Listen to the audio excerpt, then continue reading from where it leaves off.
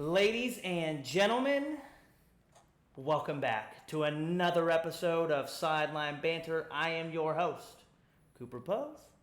Join with me as always, my co-host, Weston Murphy. Weston, how are you feeling after an exciting, electrifying week one of NFL football?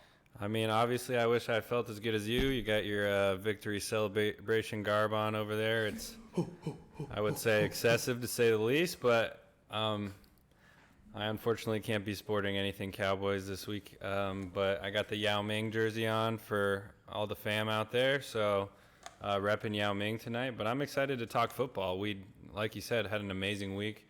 Every game was damn near neck and neck all the way to the finish, and we have literally. Yeah, we have a lot to talk about, that's for sure. We do have a lot to talk about, and this episode we're really honestly just going to focus mainly on the exciting games that were last weekend, some of the storylines that are coming from those games.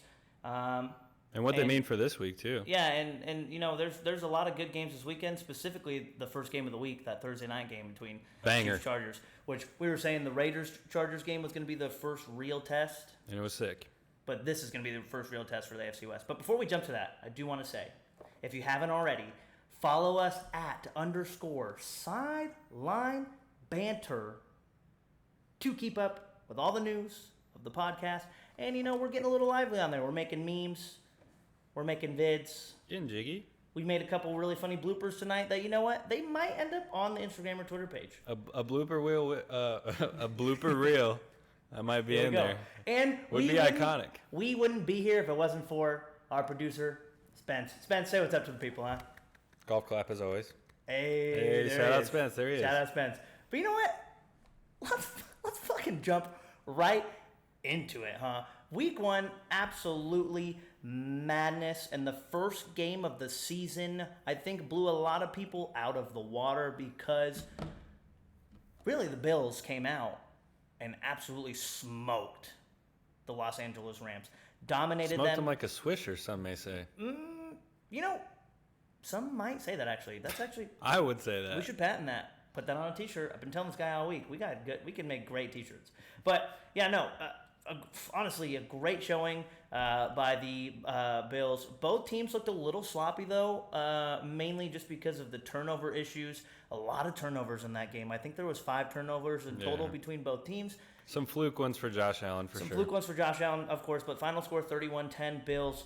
I mean, like I said, the Bills came out and lit it up. Josh Allen, 297 yards, 3 touchdowns.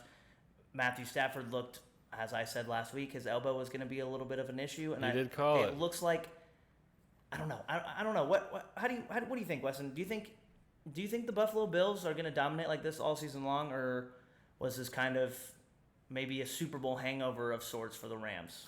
I mean, I first have to start by saying I got to eat my words because I took the Rams 2.5 plus. Everybody did. Everybody did.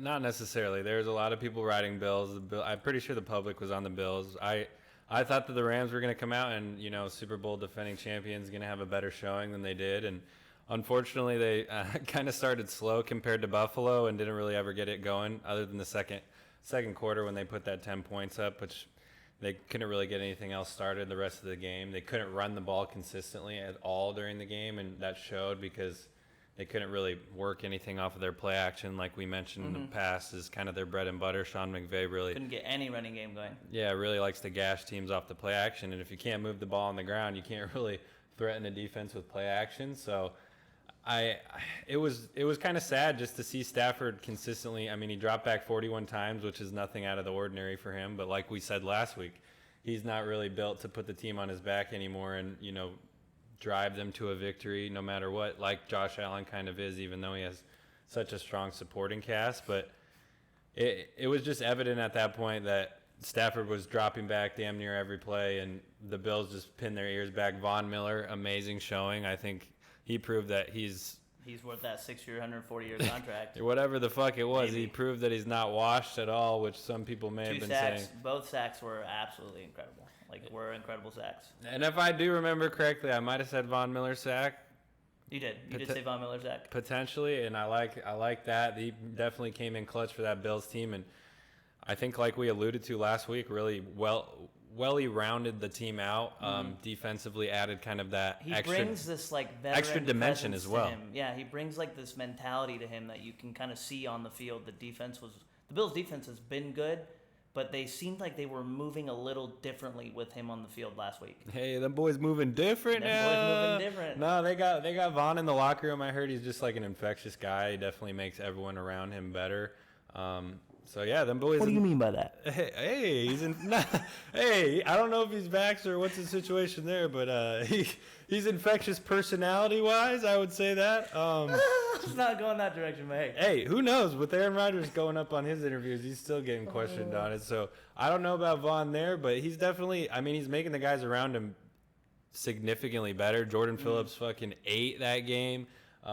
Gregory Rousseau was getting pressures as well. Like that defensive line adds a lot of depth with Von Miller, just being able to bring him in kind of in specialty situations, third down, late in games, to be that guy to finish the team off and put him away when. Oh, pause. Put him away when it's like late in the game and they like need to close the game out type of thing. Von's definitely going to do that. So I think he is proving to be worth the money, but I don't know about the Rams. It could be potentially a hangover, but they looked like we said, one-dimensional, and I don't know really where you go from there, especially when their offensive line seems to be dwindling, so to say, or so to speak. Yeah, no, I agree with you. The Rams are different. Honestly, the whole NFC West to me is, and look, it's week one. There's going to be a lot of overreactions, but the whole entire NFC West is looking questionable right now, other than the Seahawks, Hey, let's go. Think about it. The Seahawks are literally... Coop called it upset of the week last week. I did say that. I did say upset of the week. Big flex for sure for the pod. People questioned me when I said that. I got text messages from some of you, and you guys were like, oh, really? Seattle over Broncos? Even B-Bush, when I told B-Bush when he was over at the house on Sunday, he said I was crazy. But of course he did. Mike, not Mike Good, Mike Munch. Oh. Congrats on the dub, baby. Mike Good. Sorry about it. Hold this L. Hold. You know what Russ didn't do? He didn't put that shit on. Hey, the AB jersey is a big flex. Hey, the AB jersey is a big flex. But back to the Rams Bills game. Like you were saying, I do agree with you. The Rams might be I don't think it's time to worry about the Rams completely yet. I think it might just be more of a Super Bowl hangover, and I say that because I have so much confidence in Sean McVay as a head coach. I feel like he's going to turn the team around. Stafford, to me, is the biggest concern. It's really going to be how is Stafford looking 3-4 weeks from now, just because he had the major elbow incident in the offseason. And as you said, he's not really somebody who... He's a great quarterback, but he's not really somebody who I feel like at this point in his career you can really be like, all right, Stafford's going to go down and win the game for us. And if he's not that guy, then who is on the Rams? Because, you have Cooper Kupp, who is a dog, obviously, proved that he was still a dog. The offense runs through him. The offense definitely runs through him, yes. But when Stafford's not clicking, it's like, what really can the Rams do, Because the Bills already have a high-powered offense, and I think we expected it to be some sort of shootout, but the Rams also have a pretty stellar defense, and the fact that they let 31 points get put up on them by, again, a really great offense, it makes you question how are the Rams going to look down the road if Stafford and the offense are still struggling, considering the potential nagging injury that Stafford will have, and if this is a Super Bowl hangover, how's the defense going to look all year long? Like, Donald was about to retire until he got paid. Is Donald kind of, is he? Because he definitely showed out. He was just finessing. He definitely showed out. Don't get me wrong. He still played very well, but like, even Ramsey got cooked a couple times by Diggs. But he was trying new shit too. He explained it on his thing, but he got cooked. But I think we can't ignore the fact that when Stafford was in a good position, when he was being protected properly and they could run the ball, he took them all the way to the Super Bowl. So we can't ignore that fact that it's definitely, I think, the hindrance as far as them being better on offense is the fact that they can't really block right now, or the Bills were too stacked at the defensive line to even be able to consider blocking, and they can't run the ball. I think that's the biggest problem right now. I don't think we should get too overzealous on Stafford not being, able to do what he did just a year ago, because I don't think it's out of his reach to be able to to take them back to the playoffs and make a run. Oh yeah, I still especially think with the roster team. they have. Yeah, I don't think they'll be the high-powered team that they were, but again, it's also week 1. So many overreactions. Like it's and it doesn't hurt that the other 2 teams in their division that are next in line as far as favorites to win lost. So I mean, it's a level playing field right now. You don't really feel that much pressure. I don't think with the Seahawks being up 1 game at this point in the season, obviously. But yeah, I don't know. The Rams definitely, I'd assume they have a tough schedule ahead of them. I don't know who they play off the top of my head next week, but I'll tell you right now because I have the schedule pulled up. The Rams next week are playing the Falcons, which could be a nice bounce back. Could be a nice bounce back game for them. Because the Falcons played a really tough game against New Orleans and kind of a heartbreaker. So that's definitely a winnable game, but they're going to come out hungry, so who knows? Yeah, we'll see. But yeah, it could. Who knows? Like you said, but talking about one Super Bowl team potentially having a hangover. Let's talk about the other team that went to the Super Bowl last year. The Cincinnati Bengals. Wild. Lose in kind of odd fashion to the Pittsburgh Steelers, who's probably going to win the Super Bowl this year. I'm just kidding. But you guys, what a wild game. There's a lot of things I feel like you can talk about this game, and I don't say that just because I am a Steelers fan. I feel like there were a lot of questions that came out of this on both sides. One, do you think we need to be worried about Burrow a little bit, or do you think maybe it was just more? And this question kind of ties in. These 2 questions are kind of one massive question, I guess. Do we need to be worried about Burrow a little bit, or was it mainly the Steelers' defense is showing that they are becoming elite again?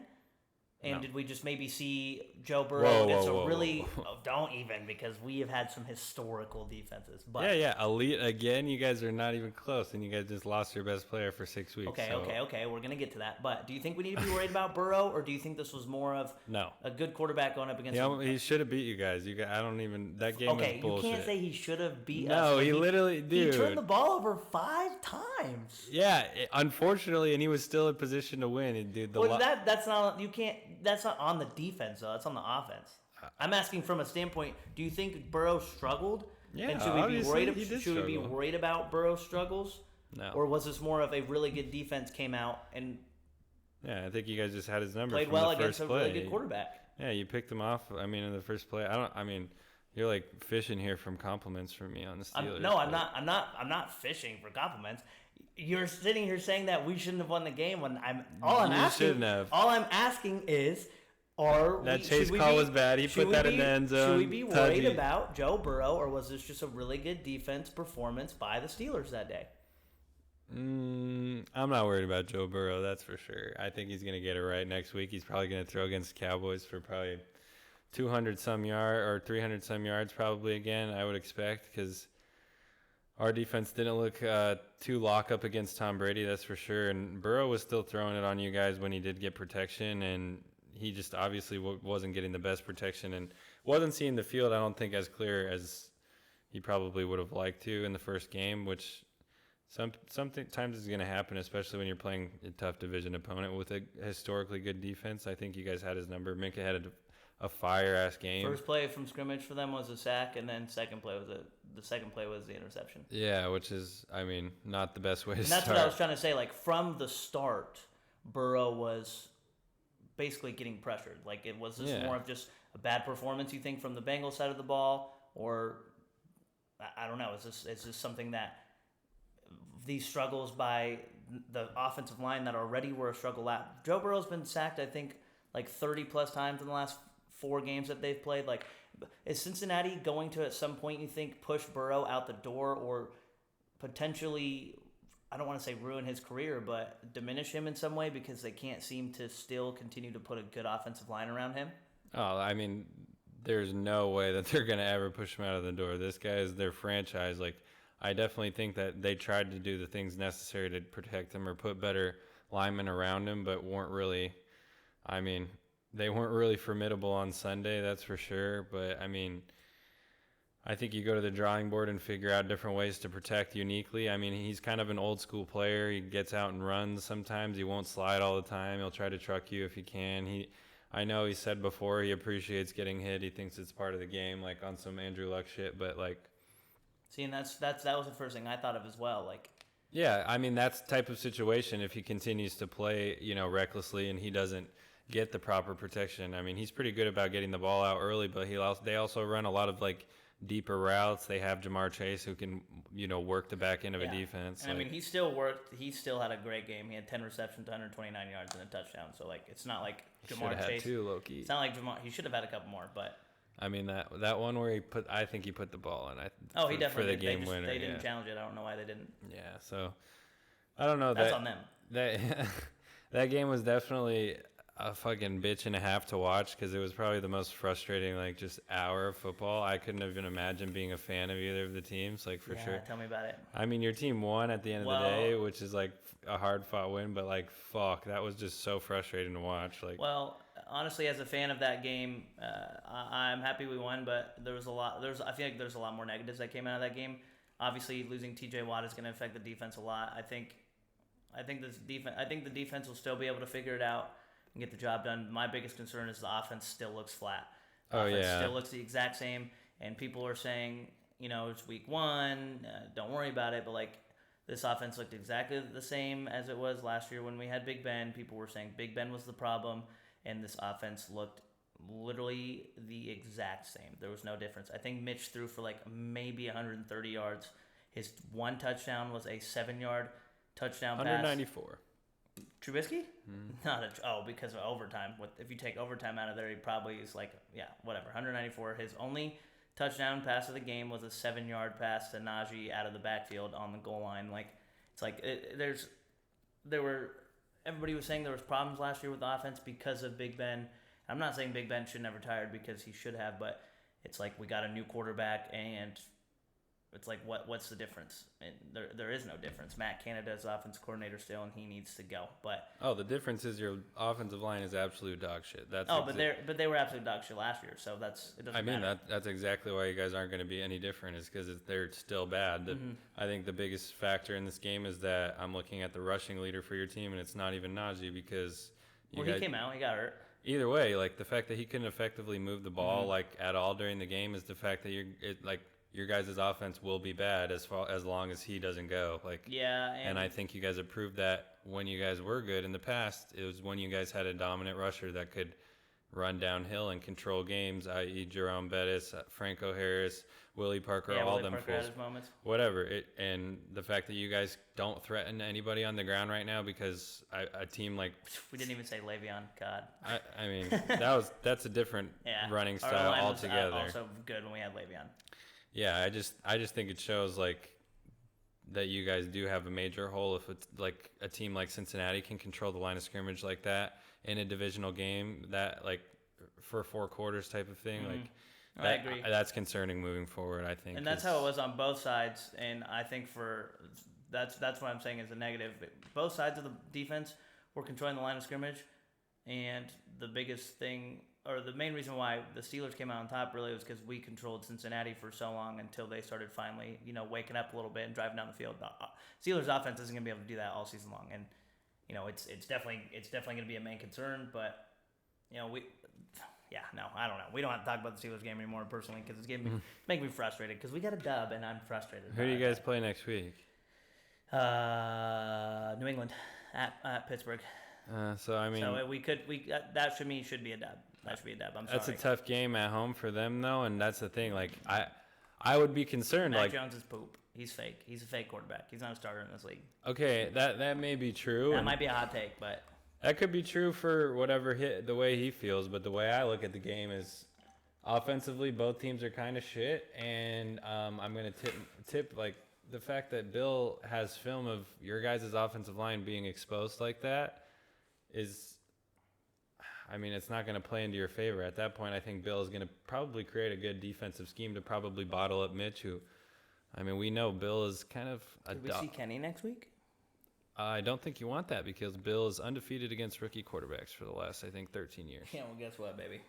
So Kenny Pickett's a different breed. nah, I don't think he's gonna spoil Bill's party. That's for sure. Yeah, no, I'm just talking out my ass, but yeah, I think that's an interesting game. It should be an interesting game, but Probably pretty boring if I'd have honestly, to say so myself. It's probably going to be like a 17-13 type game, I think. Maybe even 17. But I think not having Watt is going to play a factor if Matt can sit back there without you guys getting that much pressure and survey the field. yeah, I don't know. It'll be interesting. But while we're on AFC North, I do want to talk Go about... Patriots. Shout out AJ. Okay, first of all. Get that dub. Well, he'll be with us, so... Hey, we like that. Yeah, but yeah, let's talk about another AFC North team. The Cleveland Browns and the Carolina Panthers. That was a game that we talked about a lot last week. Game that had probably not the biggest storyline, obviously, because there was a lot of... It's the biggest soap opera storyline. There was a big... Yeah, it was the dramatic. It was very, very dramatic. And unfortunately, the Browns spoiled Baker's revenge. 26-24 score. Browns... Rookie kicker kicked I think it was like a 55-yard field goal to win the game. Cade York, LSU product, I believe. Cade York, he is an LSU. He is from LSU, yeah. But that was off the dome. If you want to see my computer screen, by the way. What I do want to ask you, Weston, since a lot of people were talking about can the Browns, keep their ship afloat while they wait for Deshaun Watson to come off suspension. Do you think Jacoby Brissett is gonna be good enough? No. To help this team, I don't know, stay afloat? Like, what is your honest opinion? You think, like, can we really assess Cleveland as a team after this week, or was it more of just week one, kind of just crazy things happen? Like all these games are it's so hard to tell. It's so hard to judge how these games are. That's why I feel like that's why I have a love-hate about talking about week one, because I feel like it is so hard to make real. Got to do it though. Yeah, you got to do it. So, do you think Jacoby is going to be good enough to help lead this team to some sort of record? Because if you plug Deshaun Watson into this offense, Cleveland's got a very scary offense. Both Kareem Hunt and Nick Chubb looked incredible last week. Mm-hmm. Nick Chubb had, I think, 140-plus rushing yards. Kareem Hunt, I believe, had 2 touchdowns. It's Amari Cooper, and they have a good supporting cast at receiver behind Amari. Peoples-Jones is a dog. Yeah, it's like they really are a quarterback away, and they have that quarterback. If Deshaun Watson comes back... He's on ice. If Deshaun Watson comes back as the player he was before he left, like, they're obviously going to be a scary team, but... Yeah, I hope they beat the dog shit out of your team. Is Jacoby... We play them week 3. Bad. Is Jacoby good enough to help this team stay afloat until week 13? I'm not sure. I mean, Jacoby from the stat line, 18 of 34, 147 yards, 1 touchdown. Played the game-managing role that we expected. It is, what you're going to get with Jacoby. You're going to get him. He's going to sit in the pocket. He's going to, he'll run every now and then if you really, really drop everybody and you give him something open. Yeah, he's got some athletic legs. Yeah, but either way, he will stand in the pocket and go through all of his reads, and he will take quite a few sacks if you get to him. At this point, the way I look at the game, it was in Baker's hands. It really slipped through his fingers at that point, and it was just... Because he did not play a bad game. He played average, but he didn't play horrible. He played Baker. He played Baker exactly. NFL football. That's what you're going to kind of get with Baker as well. You're going to get the gunslinging, number 6 that's going to come out there and give everything he's got, whether that be 5 touchdowns, no interceptions, or 6 interceptions, no touchdowns. You got to pray on the fact that he doesn't do the bad one. But he came out, had 1 touchdown, 1 interception, 235 yards, a pretty, realistic game. It was within, grasp. Cade York obviously brought the Browns to the promised land. But as far as your question, Brissett did what he needed to do, I guess, at the end of the game to get the victory, and that's kind of the only thing you can hold your hat on. He is kind of a momentum player, I think, as far as, hey, this guy's punny, huh? Fuck.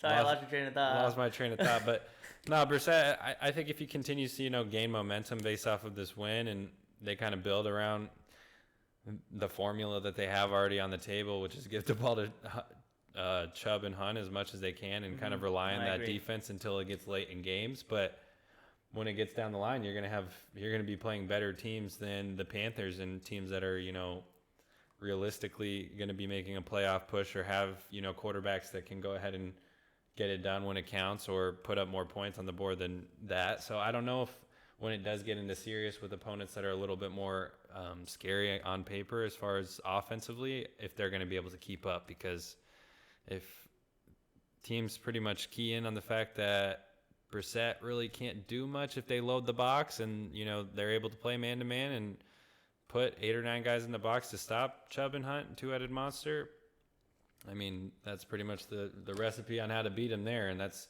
not necessarily a tall task in the NFL if you have, a solid front seven. So I don't know. I'm definitely interested to, like you said, see the team when Watson kind of gets back, but Brissett is the placeholder that I think we expected him to be. Yeah, and I think he'll do a good enough job to help this team stay somewhat afloat. I think they'll probably be a 500 team by Going the time into Watson comes back.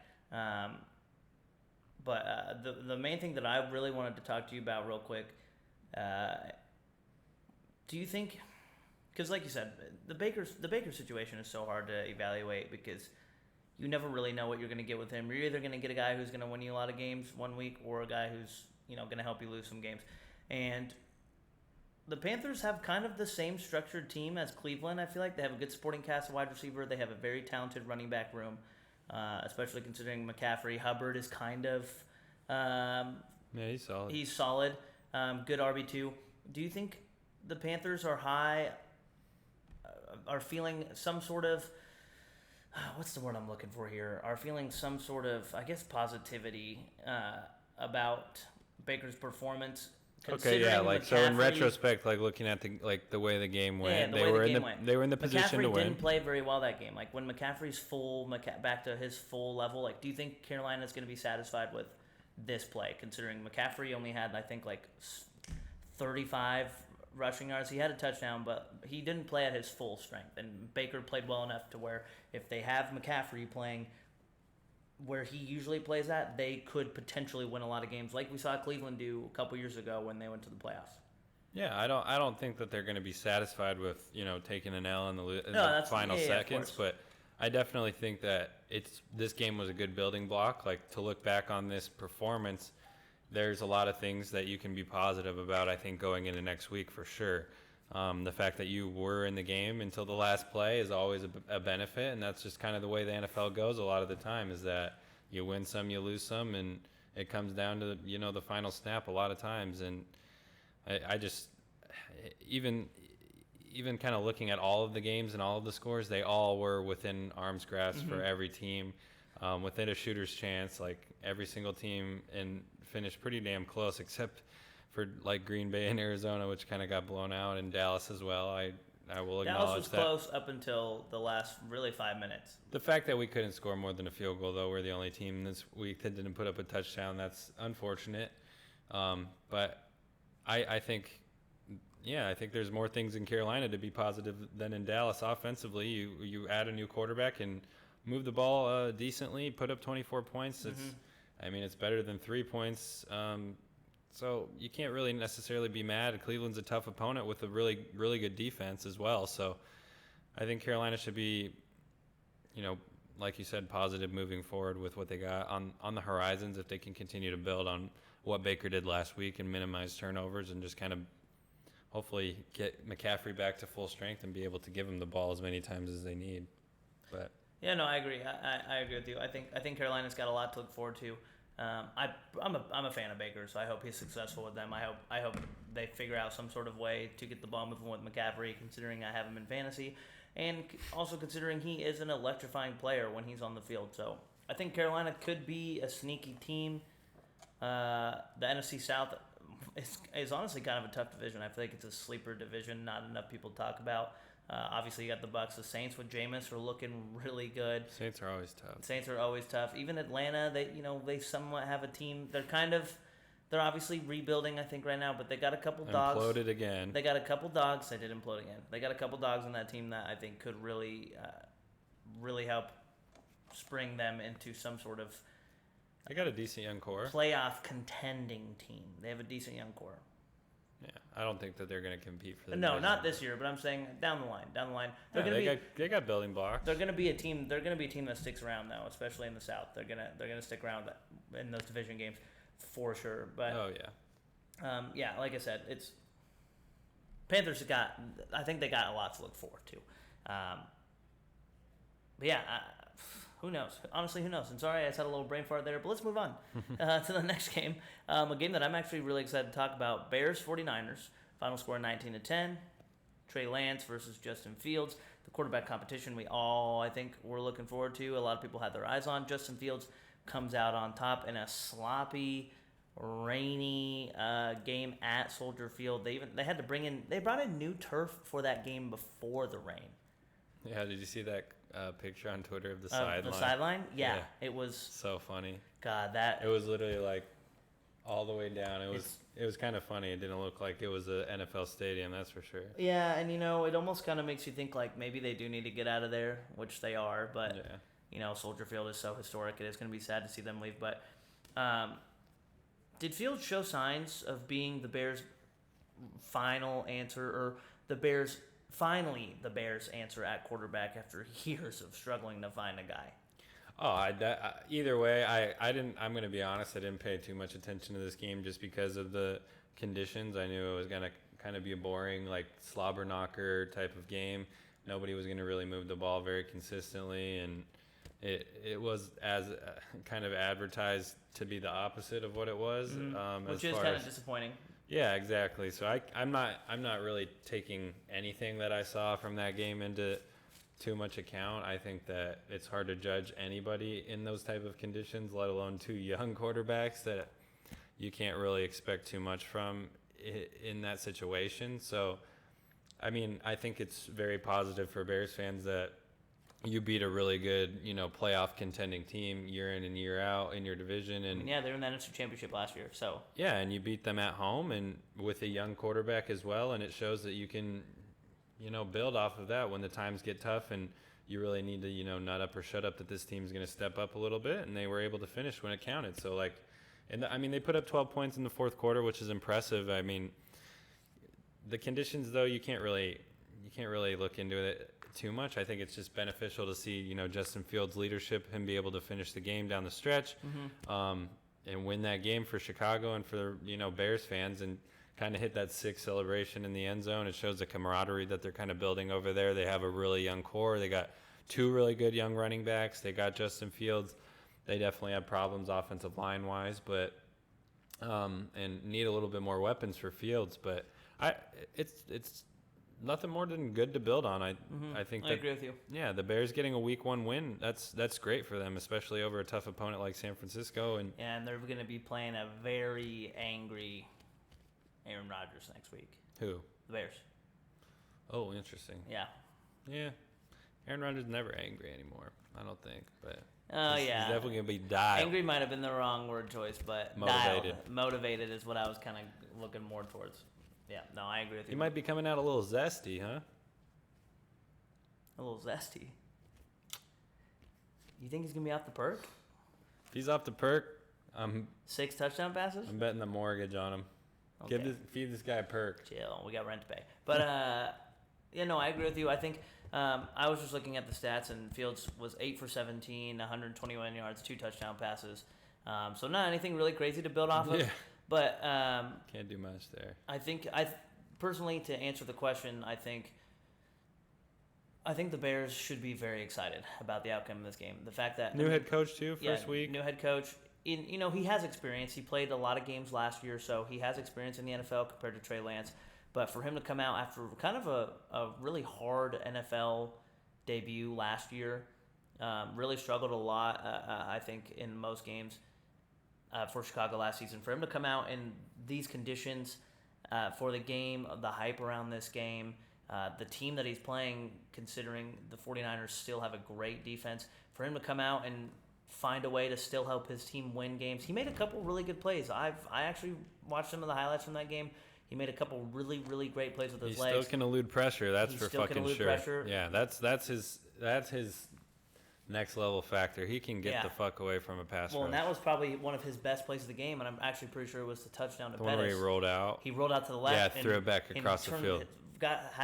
He kept himself composed, and he turned himself across field, threw the ball across field, got it to Pettis. Pettis did the rest. But seeing a young quarterback make plays like that, again, in the condition that they were playing in, against the team that they're playing in, with the hype around that game, and already the pressure that he's feeling, considering the iconic franchise that he's playing for, and that they haven't found Bears a quarterback. fans are hungry, too. They have not had a quarterback since, Cutler, you could consider, was their last great quarterback. Dog. Took them to the NFC Championship, but a franchise that really is dying to be a contender again in such a hard division. Again, another division that's probably going to be pretty tough this year. All four NFC North teams, other than the Packers, obviously looked really, really good. Vikings at some point. Sick. Vikings did look sick, and we'll get to that. But I think the Bears have a lot to look forward to. And again, I gotta stress, it's week 1, a lot of overreactions. But I do think the Bears might finally have some sort of answer at quarterback. And now, if they come out next week, Fields, baby. I like Fields as well. I want him to be successful. And if Fields comes out next week, even if Green Bay loses and they still play and he still plays a good game, I still will sit here and say Fields, is going to be the answer. If they come out next week and they beat Green Bay, then there's going to be a lot of talk, and it's going to be exciting for him. What I really want to talk about now is shout out John L. Bears. Shout out John L. The Bears, go Bears. And Connor is dying for us to talk about the Vikings, so I'm sorry, it's against Rodgers, but okay, they deserve it. They went stupid. Yeah, I really want to ask: is it fair to judge Trey Lance off of this game, considering the conditions for his first? It's okay. Thank you. You can't. The only thing that you can judge that I think that you could make a definitive kind of thing to kind of look at is he got smacked the fuck up a few times and he was slow to get up. And it's not fun playing in those rainy, wet conditions. 100%. But the only thing to kind of look at is the fact that he did play with lesser opponents in college. He probably never really been hit like that. He definitely probably got a few welcome to the NFL moments, but he was getting up slow on a few. And I think that my initial reaction obviously after the week was, fuck, the Cowboys need to get Jimmy G. And then I looked at this game and I was like, there ain't no fucking way the 49ers are dropping Jimmy G for less than maybe fucking second at this point. Jerry's going to have to ship a second. And I'm like, at that point, give me back Andy Dalton. Caleb Williams, future Dallas Cowboys quarterback in 2 years? Fuck no, baby. Okay, never mind. I like Caleb. I'd take him. He did look really. Our daily Trojans talk. Trojans looked good again this weekend. Are they a top 4 playoff team? We'll find out. USC's rolling. USC's rolling. Hey. Fight on. Put up the V. But back to Trey Lance. I agree. I don't think it's fair to judge him. And you are 100% correct. I think he definitely had a couple, holy shit, get back! You don't know me like that. Because he played a couple games last year. You like that one, Spence? There was a couple games he played in last year. He got some action, but he didn't get really any real NFL action. And what do you know about getting some action? Hey. My bad. I'm sorry. Damn, you got to do me like that.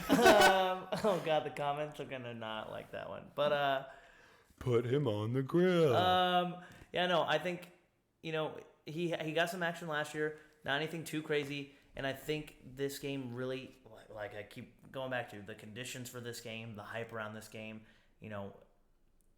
for anybody who's played football growing up or any contact sport. Yeah, it's just got to be disappointing for him. It's got to be disappointing for him for sure, because he probably was expecting to come out and, sling it up with Justin.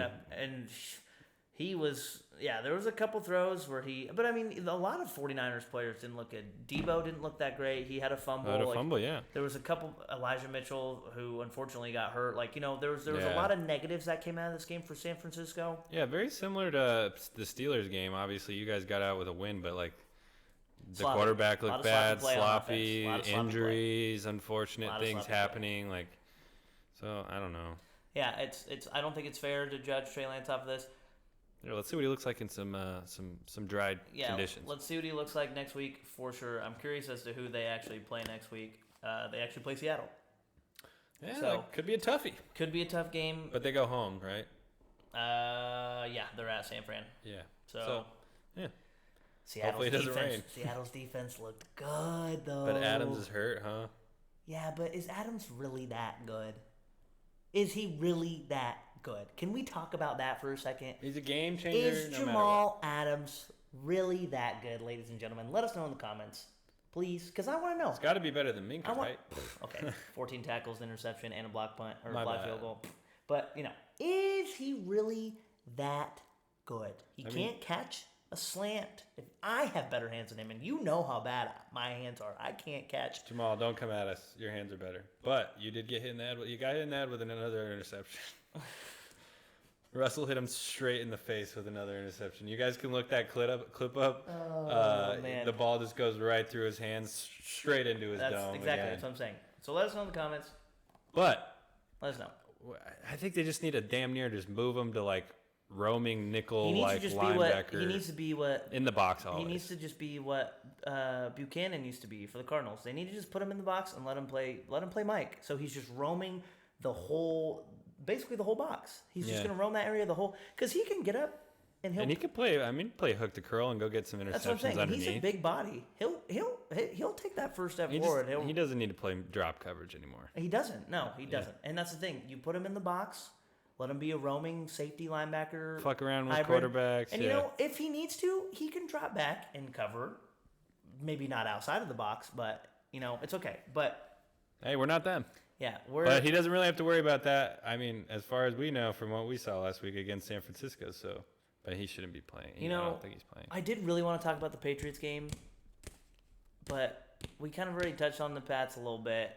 Who do the Patriots play? They played Miami. Oh yeah, if we're going to talk about that game, we might as well just talk.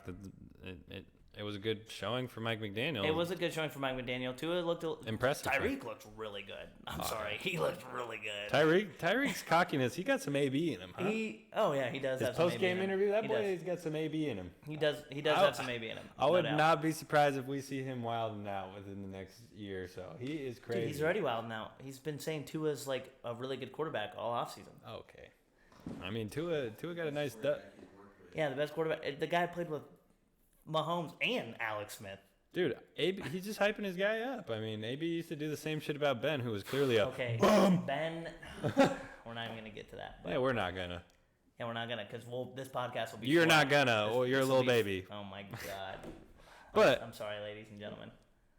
Dolphins look sick. I'm excited to see what they got up their sleeve every week. Yeah, the Waddle fucking Eaton. They got Tyreek. They got speed for show. They can move the ball on the ground as well. They got a stable of running backs. It's exciting. If Tua just doesn't shit the bed, they should be good.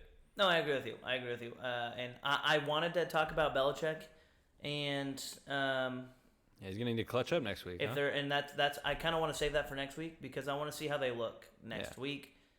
Because they play the Steelers. I don't want to jinx. Because if I sit here and I say Belichick, I think they're going to clutch up. I like them. If I sit here and I say, I'm not saying Belichick's a fraud, but if I sit here and say, like, are the Patriots in trouble? And then next week I'm sitting here, what's the spread on that game? Depressed. Honestly? That's what I'm saying. Like, and I don't disrespect Belichick because I think he's top 5 coach of all time. He's number 1. There's a couple coaches you might put before him. He's the best coach and GM ever. Don Shula, Landry was a pretty good coach. Not Dick LeBeau, Chuck Noll. There's a lot of. I'm saying he's top 5, whatever. But I don't want to sit here and insult the man or say that New England's in trouble when again it's only been 1 week. I like Belichick. I want to wait and see. I will say Mac Jones though is fake. He's not a starting quarterback in the NFL. You guys are getting 2 points at home. We're the favorite. We're the underdog. We're the underdog in that game. At home. Home dog. Yeah, I'm not surprised. That's kind of crazy. Is that not? A game I really... You guys won. It's because of the injuries, obviously, but... A game that I really want to talk about, though, and I know you want to talk about this game.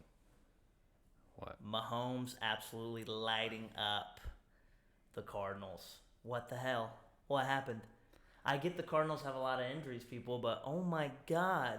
Cardinals are just proving to be like the biggest hype boy team, huh? They really are. They know so much hype, and they just really shit themselves. They really shit are. down their leg. They really are. No, I agree with you. They really look so sick. They got a sick roster.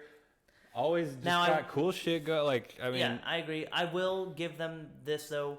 JJ Watt was out. Yeah, J.J. Watt was out, and their best receiver was Marquise Brown. Obviously, Marquise Brown is, but like they didn't have the supporting cast. They didn't have Rondale Moore. When D Hop's out there, they will be a different team with those three. For out sure, there. but I mean, you're not gonna have D Hop for 9 weeks, so I don't want to hear that shit. Honestly, No, you got to figure out how to play without I him. agree with you, but I'm saying like That's why you got Marquise Brown. That's why you got Marquise Brown. The Rondale Moore. I think Moore being out hurts for sure. James Conner looked good though. James Conner was probably the only real silver lining. And you know what? Kyler didn't look that good. He didn't look bad, but he didn't look sharp. And we were saying this a couple weeks ago. I think the Cardinals are setting him up for failure. I really do. He doesn't look like he wants to be out there anymore. And you do see a lot of players, and again, I'm sorry, don't come at me, B Red, C Red Nation, whatever Cardinals fans call themselves. It's overreaction week 1, you know. But he almost kind of looks like a guy to me who's like, you know what, I got paid. I'm good. Oh. I'm good. You know, I'm going to be here. I got a guaranteed job for 4 or 5 more years and guaranteed $245 million. That'd be crazy. Whatever the number is that if they he gave just him, said, like, yeah, fuck them. They already paid me, like, and now they fucking talk shit to me. Fuck them. It was double XP weekend as well. He's Owen. I saw. That's not a real stat. Was that not a real stat? There's no fucking way. It definitely is. No way. Dude. It definitely is. Has he even lost 47 games in his career? Oh, is that what the number was? I wasn't even gonna say. I was just gonna say he like has. There lost. was a stat going around on Twitter that he's like 0-47 on double XP weekends. I don't even think Okay, he's. I saw that from a verified account, and I was like, there is no fucking way. He might have because he's been in the league 4 years. Yeah, but 47 games, that's a lot. That's a like lot. every That's a lot. fucking That's a lot. game. I was going to say, he would have had to go 0-17, literally. Probably Yeah, every year. twice. Um, At least. But yeah, no, that's fake. But, yeah, he kind of looks like, I don't know. He didn't, maybe it's because they got down so early because Kansas City came out immediately. Kansas City was hot. And that's what I want to ask you. Was it wrong for people to sit here and say this isn't the Chiefs' division anymore? Yeah, dude, we were saying it. We Mm-hmm. both said it, bro. I'm pretty sure we both said it's the Chiefs' division until proven otherwise. Yeah. And people are just so hype on everybody else. And the Chiefs, I think, looked the best out of that team. I mean, Mahomes threw 5 touchdowns. yeah, they were clicking. I mean, 5. and that's what you ideally would want to see out of Kyler. You know, you want to see Kyler return and be able to have the offense clicking on all cylinders. I know you don't have Rondale and D-Hop, 5. but they couldn't really move the ball at all. And like, fuck, dude, their defense just looked so shitty. Like, their defense literally looked like a high school team. The way they were getting gashed on the ground, they were getting play actioned out the wazoo. Patrick was able to move whatever defender he wanted with his eyes and pretty much get anything he wanted. Like, Juju fumbled twice for damn sake, and they still, like... He looked good, though. Juju looked sick. He did look sick. I think Juju is going to eat all year. I think he is going to have a really, really good season with Kansas City, and he is going to... I mean, he was the second leading receiver on the team. 6 catches, 79 yards. He did have 2 fumbles, lost one of them. I mean, but that's a perfect stat line for him. 6 catches, 79 yards. One fumble was not his fault, though. One fumble was a punch-out, which is a problem of his. But yeah, but that's just, like, perfect for him. He's not... number 1 receiver. We figured that out in Pittsburgh, but he fucking ate like a dog when he had AB on the other side. So, like, now that they have a legit number 1 receiver in Kelsey ahead of him, and he can slide in seamlessly into that number 2 role, he's gonna eat, bro. Fight on. Juju's gonna get back, bro. He's going. Yeah, Spence the likes stat line it. for all these receivers is just... Yeah, they all ate. They all ate in some way. Like, even MVS, 4 catches, 44 yards, like...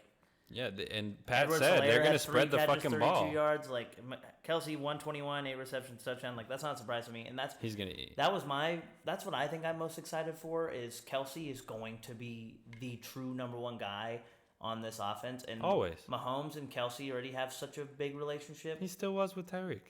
You think so? 100%. You didn't? I felt like they kind of split it a little bit in some He ways. was still the number 1. I feel like mostly it was 1 week it could be Tyreek, 1 week it could be Kelsey. For sure, depending on but that's depending on teams. Yeah, but you're saying Kelsey still was Mahomes' go-to guy. Yeah, I mean, you could see that when they made Okay, the I audible agree. against the Bills to Yeah, I win the agree. game Yeah, on you're that. right. I You know, agree with you. like Okay. that's the guy he trusts the most. He's going there when it counts. I agree with you. And I think that's also proven by the fact that they let Tyreek go and gave Kelsey more money in the offseason.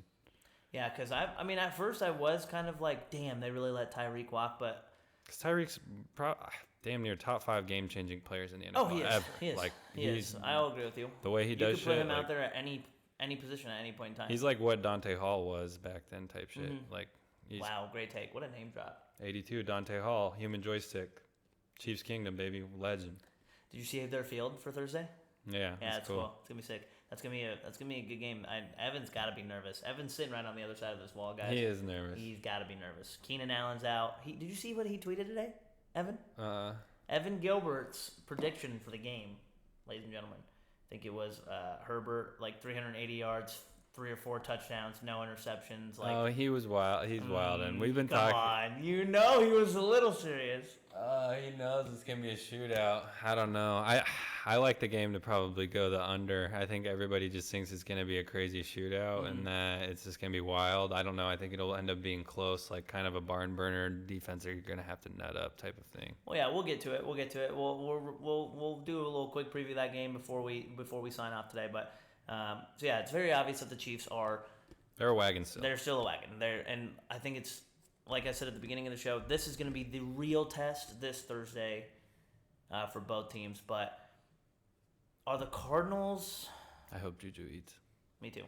I hope he has a great year. I hope he does. gonna. And I hope every time he scores a touchdown, he throws up that V. But But this is going to be interesting. Juju's going to have a lot on his shoulders because historically, Derwin is the best player to play Kelsey. He's the one that plays him the best. so what you're saying, he's going to maybe play Kelsey one-on-one or at least follow him for a majority of the time. So that who's leaves going to play on Juju? Juju's got to eat. He's got to work. Well, if JC Jackson's going to have to play. If he comes back, He's going to have to play. I mean, they still have Samuel, but yeah, we'll get to that game. it's exciting. We're already too hype on We're it. already too hype. It's gonna be a good Thursday game. But are the Cardinals? Cardinals got to figure shit out. Are the Cardinals a sinking ship? You think, or is this just week one? There's a lot of factors that kind of played into their game this week. Losing Rondale Moore like literally 3 days before the game. Their defense is very weak. The Cardinals are refusing to sign cornerback help. Yeah. Which I think is a massive problem when they could. There's a couple guys out there they could go get. The first name that comes to my head is Joe Hayden. Yeah, they need a veteran. They need a veteran on that team. They got Marco Wilson and B. Murph, who are obviously super talented, but they need someone to lead that room. There's a couple. Wilson almost looked a little lackluster. Really? He looked a little lackluster a little bit. He didn't play super great. B. Murph, I know. B. Murph made a couple good plays. Didn't see much from him, which as a cornerback, you almost kind of want to say didn't see much. It's just their offense is so hard to defend. It's really hard to analyze corners because they're just doing. The Chiefs are a really good football team. For the Cardinals to have to play a team like that week one, an Andy Reid coached football team that's been good for as long as Mahomes has been there. That team, we don't see Mahomes and the Chiefs struggle a lot. For them, I'm not surprised that the Chiefs were firing on all cylinders week one. It's for the Cardinals, who are still a team who's kind of trying to find their identity, it's gonna be hard for them to experience week one. But you want to see more out of them, is what we're I agree. Obviously, with like we said, they're damn near the hype boy team with what you got surrounding everything going on there. We haven't said Zach Ertz's name one time. He's another target for them.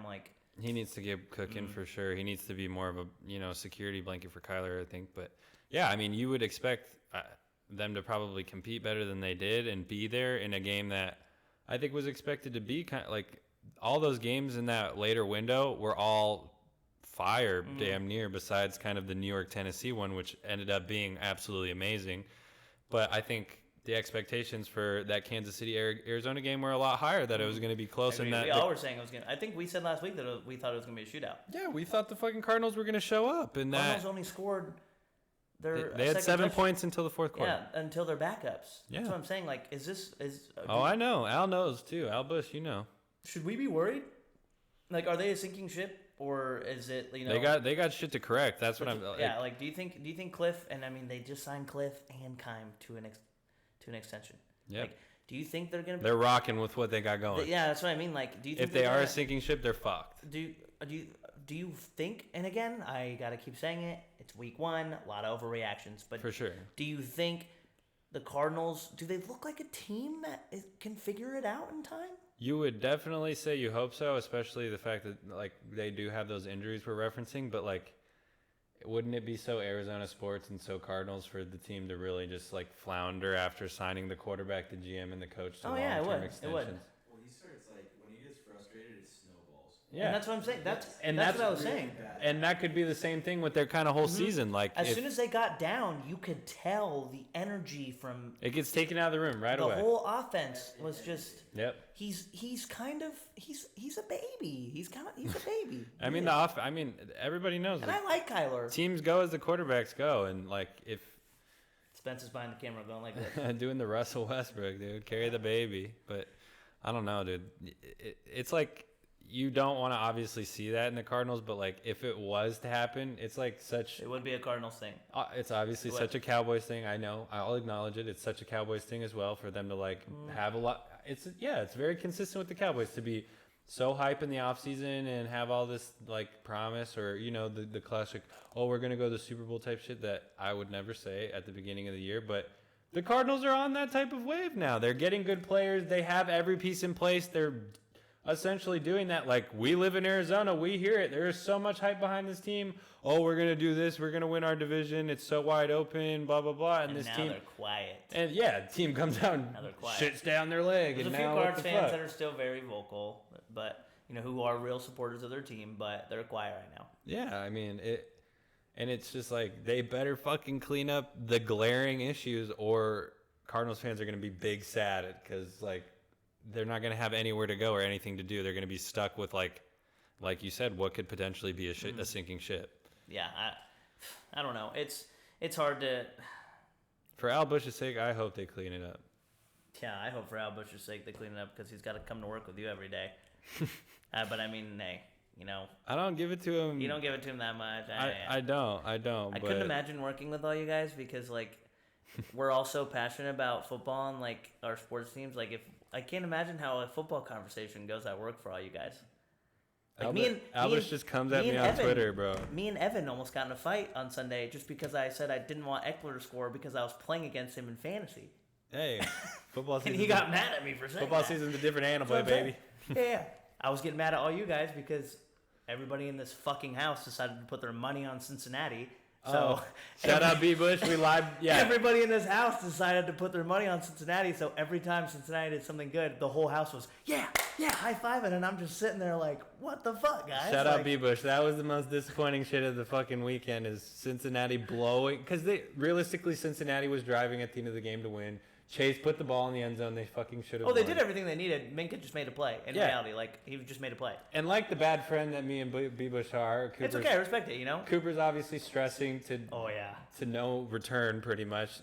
Watching this game, which is absolutely fucking crazy, to find out to us cheering the Bengals that we live bet the fucking Bengals when the Steelers were up, obviously thinking Joey B was gonna clutch up and come back and.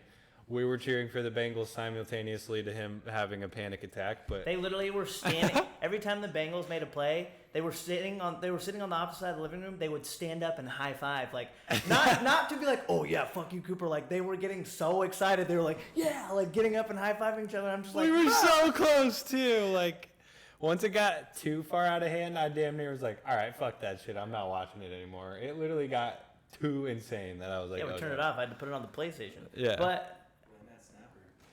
Dude, that poor guy. He was the backup snapper. That's why. Yeah. Such a crazy fucking. Hey, but NFL's crazy, bro. Guess what? Week 1 was crazy. A dub's a dub, baby. But let's move on. let's move on to a game. I think we all are pretty excited about the way it turned out. New York Giants upsetting the Tennessee Titans. 20-19, missed field goal, a lot of missed field goals this weekend, a lot of special teams. The Colts cut, what's his name? Rodrigo Blankenship, yeah. Mr. Legos. But yeah, honestly, I'm pretty excited that the Giants won, and I'm more excited that Saquon was an absolute dog. Loose this off the weekend. goose. He was the best running back this weekend. Facts. He had the most rushing yards, probably the best production. Let's also talk about the other storyline. Derrick Henry getting fucking put on his ass was crazy. Absolutely leveled. No, I don't think we've ever seen. You know what that reminds me of? Spencer's got something to say. It wasn't like he got absolutely leveled. He got decleated. He was off of both feet. He got lifted off of both feet. When do we ever see that?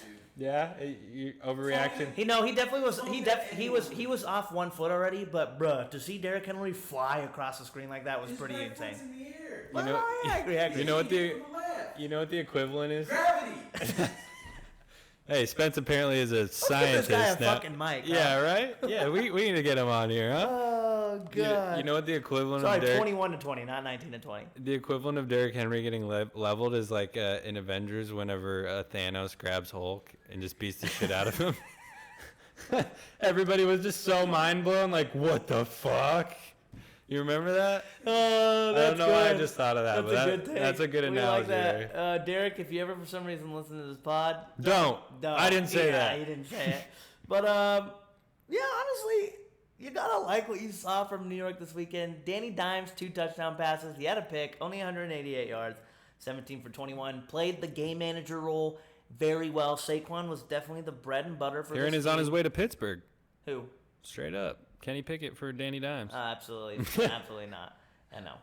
Okay, the slow motion does look a lot worse. That's what I'm It saying. does, Slow yeah. motion. Live doesn't look as bad. Yeah. But Saquon, 190, Nonetheless impressive. 194 total yards from Saquon, 1 touchdown, and a 2-point conversion, which he absolutely ran over. Yeah, and got in his face. Got It in was his fucking face. sick. And, he was feeling himself, and, He looked explosive. good for Saquon, honestly. Good Facts. for Saquon because a lot Big of people, Saquon guy. it was kind of getting to the point where you were starting to really value him or question your value in him as a running back. And I think we all can agree that Saquon's got the skill. It was Generational talent. generational talent. Got to stay healthy. Yeah, got to stay healthy. And he showed that, he's still the man. And, the Titans defense is, they're a pretty decent squad. Like, that's not just, he didn't just, like, run through a mediocre defense. Yeah, they're not bad. And they're coached by Mike Vrabel, so that's impressive nonetheless. You know what I'm excited that we get to see this year?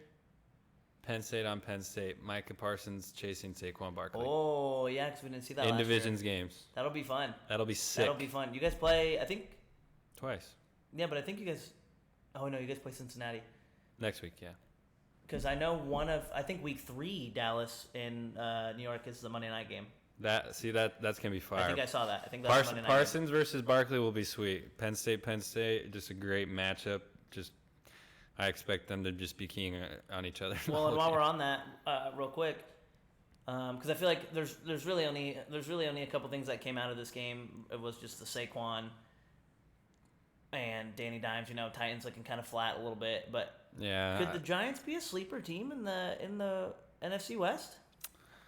And I only East, say that NFC East. Sorry, NFC East. Sorry, But- my bad. NFC East. I only say that because I think Dallas is gonna struggle, and I think you Yeah, can agree we're with writing me. Dallas off. I think if Dak can come back in 4 weeks, then Dallas is kind of in the same purgatory as the Browns are until the quarterback situation gets figured out. So, do you think New York is a team that can take advantage of that opportunity and compete Yeah. in the NFC East this year? Yeah, I definitely think if they can stack together a few wins, they showed they got And even talented. Washington looked good. Wentz looked really good. Yeah, Wentz looked really shocked the good. fucking world, I think, actually, on Sunday for real. He came out and threw, 4 touchdowns. Dotson looked sick, but sick. yeah, As a Penn State guy. I definitely think the betting odds are a representation of what the NFC East looked like last week. The Cowboys dropped 2 odds-on last Did you see favorites that for the meme? NFC East. The Earl Sweatshirt meme. Have you seen the video where it's smells like bitch in here? Yeah. Somebody made 3 of those and put the Eagles, Commanders, and Giants, and the guy sitting down, they put the Cowboys logo on, and they're like, smells like bitch in here, because they were the only Facts. team that didn't win last week.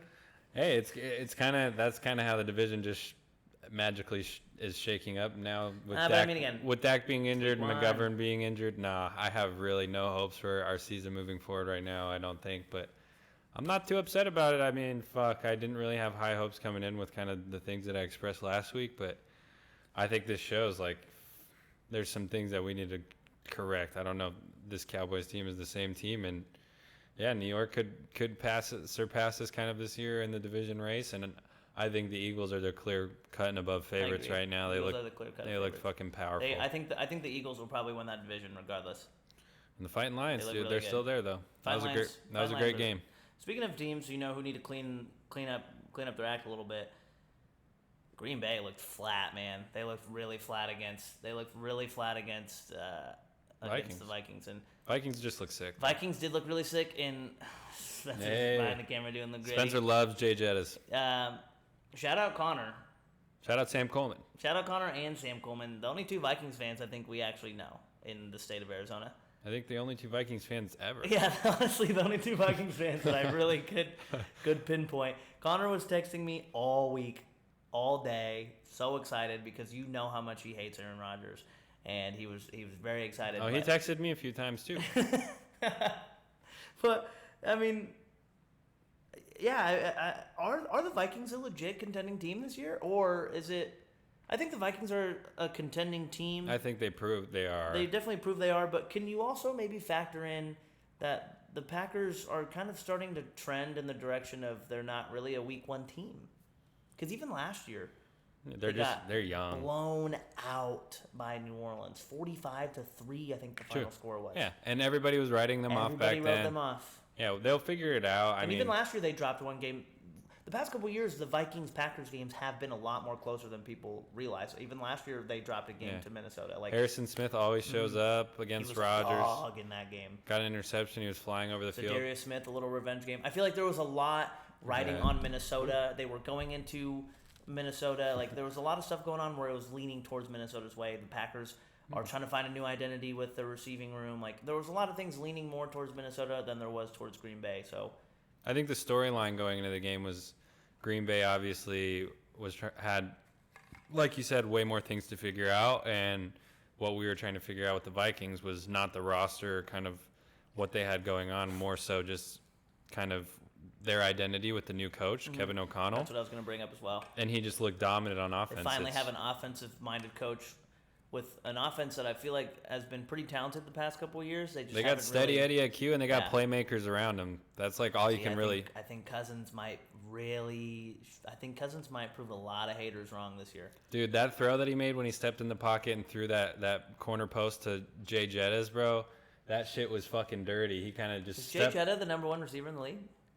Oh, no, Adams still. Adams still? Did you guys see Adams fucking against the Chargers? Ridiculous. Oh, yeah, we'll talk about that next. But sorry, I didn't mean to interrupt. I think Jettas is a second. The Kirk Cousins throw.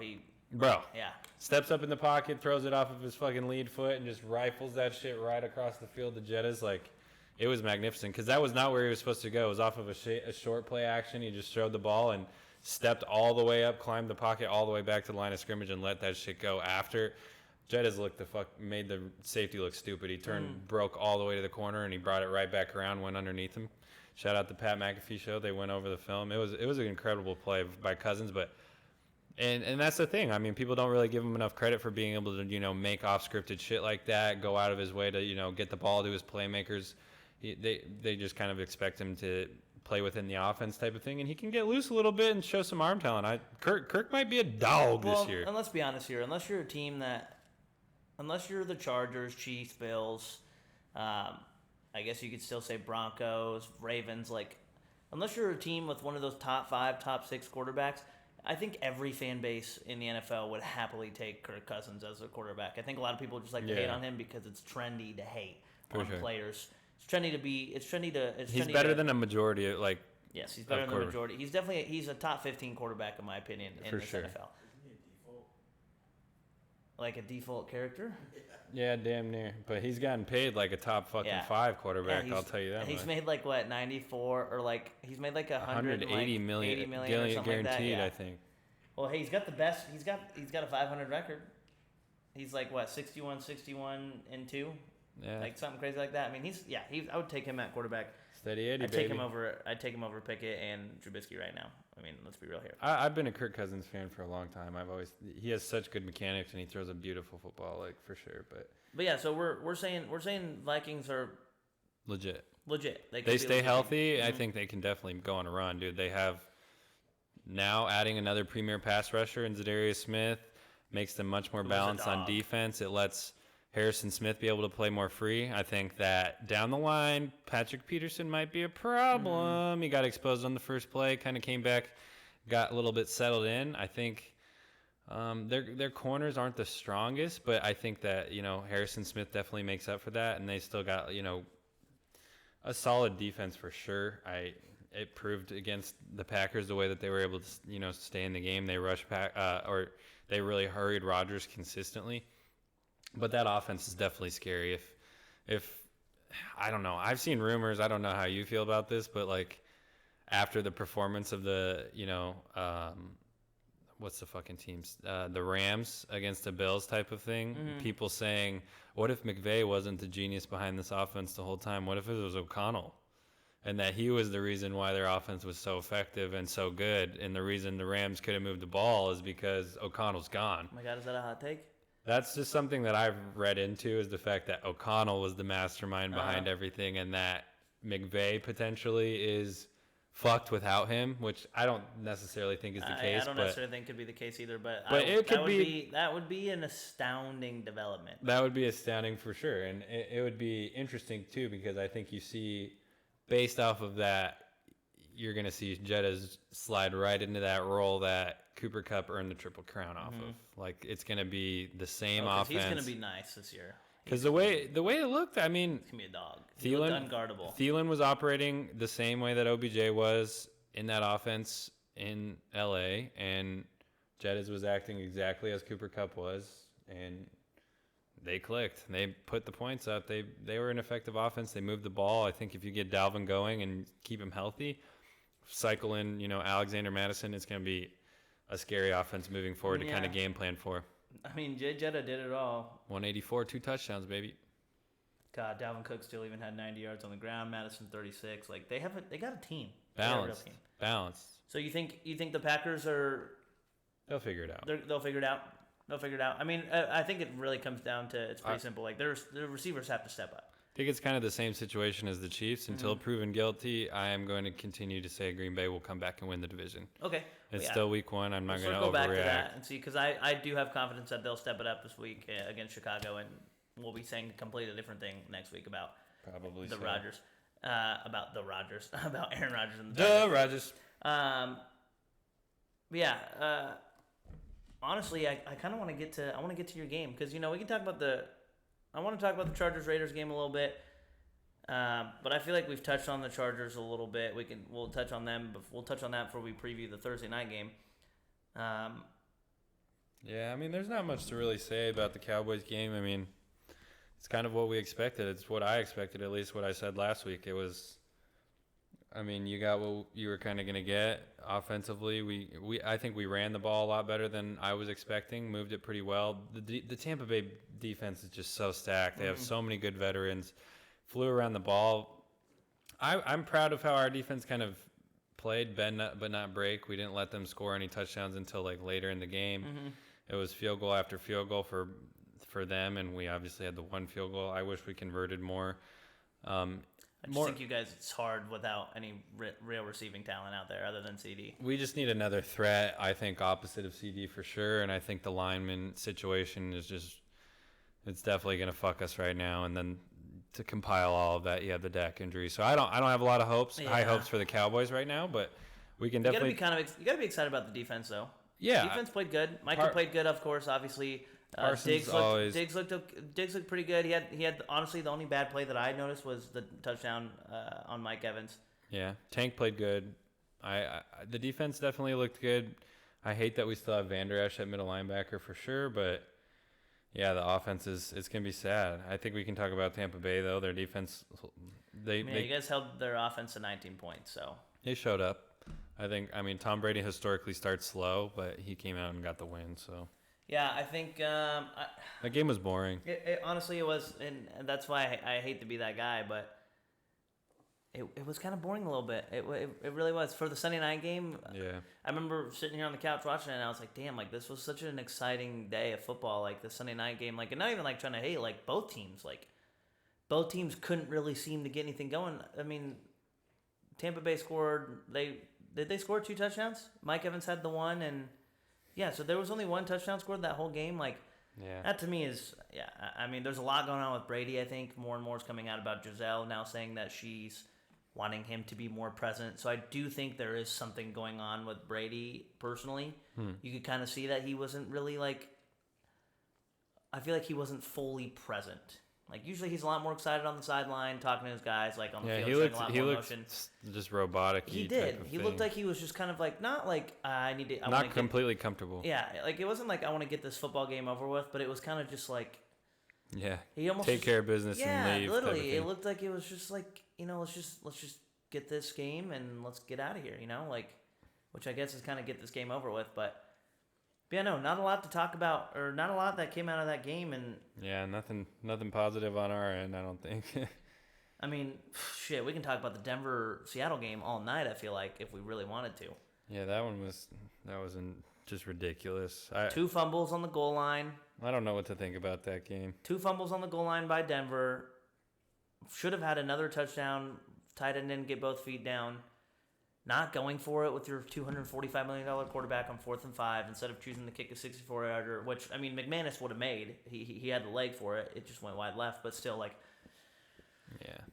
It's just it was wild, definitely. And I think Man. the added layer to that game is the betting situation. The fact that that was the most the most heavily betted on game as far as a bet on a favorite for a football game in like a long time. I think it was like 87% of the money. 87% were against Denver. Denver win. Yeah, I think it was 87% of the money and like 89% of the public, which is just insane. So, with that said, I mean, if Denver ended up winning, Vegas would have been hurting bad. Like all the sports books would have lost a lot of fucking money. And the most just irate situation at the end of the game is what it came down to, which is just like it was almost insane. Even Denver, there was like it was just hard to believe what we were seeing. There was almost a whole minute left on that 4th and 5, and they waited to call timeout until there was like 20 seconds left. Like had all 3 timeouts still too. Like yeah, Peyton Manning was on the cast having a fucking aneurysm. Like, timeout. It was. I don't. I mean, can you have confidence in Nathaniel Hackett at this point? I mean, I'm sure if the Broncos played the Cowboys tomorrow, they'd probably beat them by 60 points. But anybody else, fuck no. I don't really have the most confidence in them. I think a bigger storyline that came out from that is just like the Russ situation, how it showed how much people in Seattle didn't really fuck with him. And I think a lot of that booing was kind of unnecessary, to be honest. I'm talking about the players, Pete Carroll, the players. Oh, yeah, they were excited to beat him. What if it's the same fucking situation in Denver? What if everyone else just thinks he's a cornball and they don't want to fucking play for him? Like, did you see how he was spinning around this? Yeah. Yeah. Dude's wild, bro. He's one in a bajillion. Yeah, no. I saw an interesting take on his whole thing. Like, we need to get you a mic. We're gonna get you a mic next week. Even just to sit there and hold it. He's like he's like the Zito, literally. Yeah. He's literally Zito. Fucking. The way I think about it is just like Russ. I saw this in a take. Is like he watched like what the perfect image of a quarterback should be, and he is just like has adoptive personality disorder. Like he's literally just adopted the personality of like the movie star quarterback. Like I gotta be this guy type of thing. Sierra's got a bit of an influence on him. I don't know. He just seems like he wasn't like that until he started dating Sierra. He was very kind of a low key. Now he's just like a fucking. Now he's like I gotta be everywhere. And he just seems so fake and corny. It's just so like cringe. He really does. And you used to be a big Russ guy, and now I feel like you don't really talk about him. I love the way he used to play and the things he used to do, but I don't know. It was really more when we played Madden a lot. He was like your number one guy to go to whenever we did the fantasy drafts. But I used to tweet about him. I fucking hot taked him as being like a top 5 QB at one point. Like he used to be scary. Because he could just run. Yeah, I feel like he's just a different player. player. It's one game. They play Houston next week. Yeah, but he was injured a lot last year. Yeah, I don't know. They play Houston next week. Now, if they come out and they lose to Houston, then it's time to look at that Denver team and say, what the hell? He might not be the same guy, though. Maybe he just had the magic. He had the magic sauce in Seattle, and maybe him and Pete Maybe him and Pete were just meant to be, you know? I'm sorry, Broncos fans, but if he ends up being, like, a bust. It'll be so funny. I'm sorry. And by the looks of it, the way you guys paid him, he would be financially damn near the biggest bust of all time, considering, like, that you would think he would. What? Kyler. No, Deshaun Watson. Deshaun Watson's got a fully guaranteed contract. If Denver doesn't make but the amount of hype that Denver has had, because everybody's sitting here saying like, oh, Denver's had one piece away, we get him the Super Bowl bound. They've been one piece away for 3 years. Like imagine he gets there and they finish like, what, 6-11 this year? They're the worst team in their division. God, I couldn't imagine. That would be devastating. Devastating, and that's the thing that we look at like. One of these teams, one if not two of these teams in the AFC West are going to be devastated at the end of the year. I think the Raiders are probably going to be one of those teams. I don't know. You know, let's talk about that. Long season. Because that was an exciting game. That game was 24-19. That game was sick. That game was 24-19. That game was sick. That game was sick. Herbie looked good. Both teams looked really good, honestly. It could have went either way. Yeah, it was close. Raiders started to climb back near the end. Khalil Mack looks like he's finally coming back to full form. You know, Raiders got that fight in them. Damn, I'm tired. Raiders definitely got that fight in him. Devontae still looks like Devontae. Devontae's insane. He's still so sick. Best release in the game. He's that route on Samuel. It's just like, bro, He was heading a whole different direction, bro. how the fuck do you get so open, bro? It's like I think he's just he is when you insane. watch the way he runs his routes, like so crispy. it's almost like an art when It's you fluid. watch him run. Like Poetry in motion. It really is. Like he doesn't. He doesn't do anything flashy. He doesn't do a lot of like. Oh God, it's so smooth and it's one direction and It's fluid. so You can't crisp. tell which direction he's going until it's too late. That's literally it. Cuts off one He foot, probably jump cut. he without a doubt runs the nice. He's the best route runner in the NFL, without a doubt. Yeah, I Without think a doubt, he has to be. I think so. And Because then even when you look at him, he kind of looks goofy. Like he doesn't look like a guy who's gonna outrun you. Like he doesn't look like a guy he's not gonna moss you. Like he will, but he doesn't look like a guy who's gonna like. he's not an absolute burner. yeah, Like he doesn't look like you're like he's so good. yeah, It's incredible how good he is. And I think like Jay Jettis is right up on his tail as far as like route running and being that smooth, fluid guy no. that just eats up the cushion, makes the one cut off of you, and you can't fucking defend it. I agree with you. I think he had 10 receptions. I think Carr's looking his way every fucking I was time gonna he say, drops I back. saw something that said every he had fucking like time. he had like 20 targets or something crazy. Like Yeah, he had every like an time. astronomical amount of targets. 17 targets. Yeah, we need to get Spence a mic for sure. Yes, yeah, we can fucking post He that. can be our stats guy. Spence, producer / stats guy. Can we get a sponsor too, please? Good lord, Nike, Adidas, Under Armour, someone come on. FanDuel, but Weed company? That'd Hey. be cool. We'll smoke your pot on here. not me though, not me work. But yeah, no, the Chargers looked good. Raiders looked good. Honestly, it was a super exciting game. I love Justin Herbert. He throws such a fucking beautiful football, like, and it's just a laser beam. And I was telling Evan the other day, Herbert's next up. I miss watching a football team like that. I miss that so much. What? Like a quarterback, or not even a quarterback, just an offense that can push the ball downfield in 4 or 5 plays. Oh yeah, it's sick. Like, you know what I mean? It's sick. Like I miss watching that. And you know what? We're gonna get that. You're never gonna see it again. We're gonna get that all night on Thursday. Maybe. That game is going to be. So we think. I think it's gonna be a high scoring game. I think it's 'Cause gonna Kansas be. City's I think it's defense- gonna be a low scoring game. Kansas really. Thursday night. Both teams. I guess gonna- you're right. I think it's gonna be a shock. I think it'll be low scoring. Maybe. I don't know. We'll see. Man, Herbert 279. Game of Thursday night football game like a few years ago. I think it might That have was been. the highest scoring in a long time. Yeah, I know. Well, the Chiefs and Chargers also played a Thursday night game a couple years ago because I remember watching it. It was during the holiday season, and it was a very low-scoring game. It was the game where Mike Will, I think it went into overtime. I think the final score was like 17-10 or something. Mike Will had a touchdown like with like 5 seconds left or something crazy. But those games always seem to be played very close. But I feel like both these teams are hitting on such high cylinders right now. I feel like both offenses are going to be. Keenan Allen not playing is going to be a bit of a hurt for the Chargers, sure. but yeah, man, what a game to start week 2 off with. And you know, like I said, it's week 1, a lot of overreactions, but we're here. We made it. We did an actual. We didn't talk about preseason. We didn't talk about if and whens.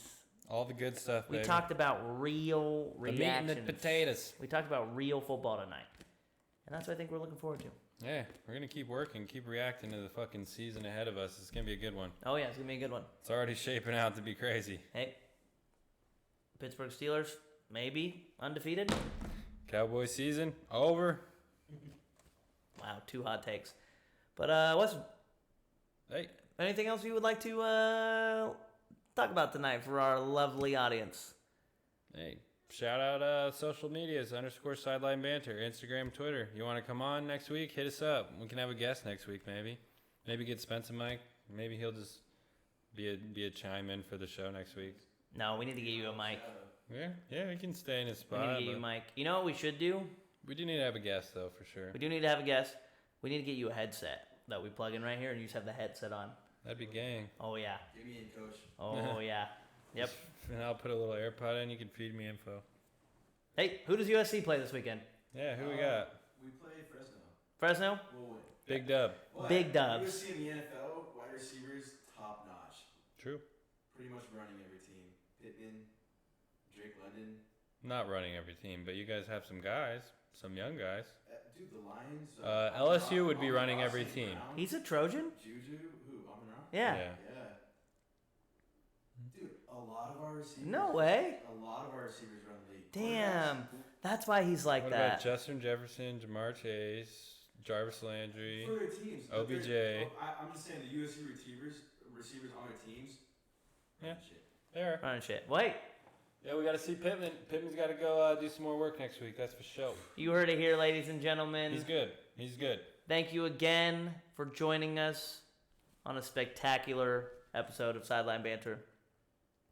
Yes, sir. That's a Super Bowl 40 ball, by the way, baby. Yeah. Thanks for joining us, guys. Really appreciate it. Thanks for all the support. You know, we've been getting a lot of love from you guys lately, so hope you guys enjoyed, and we'll talk to you guys next week. Enjoy another week 2 of NFL football and some college ball. Watch the Trojans slaughter Fresno. I don't know who ASU plays. Watch Pittsburgh, Penn State, you know. Wabash, who are they playing this weekend? Not a clue. Not a clue, but hey, you guys have a great weekend.